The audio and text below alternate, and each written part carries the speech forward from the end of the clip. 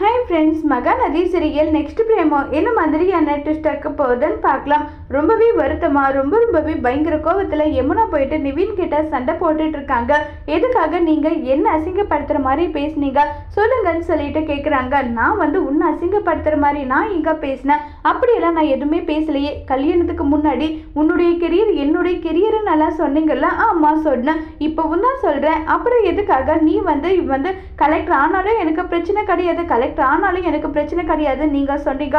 ஆமாம், இப்போவும் தான் சொல்கிறேன். உனக்கு ஆகணும்னு நான் நினைச்சேன் ஆக, ஆனால் என் புருஷனுக்காக தான் நான் ஆகணும்னு நீ சொன்னியா? உன்னை நான் என் ஒய்ஃபாகவே ஏற்றுக்கல.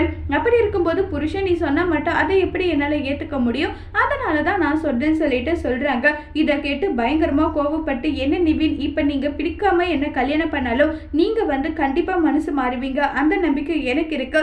அது கனவுல கூட நடக்காது. அதை உங்ககிட்ட சொல்லியே தான் நான் உன்னை கல்யாணம் பண்ணேன். என் அம்மாவை நான் திட்டுனா என் அம்மா நடந்துக்கிறது உங்கள் வீட்டு ஆளுங்க கிட்ட நடந்துக்கிறது தப்பு.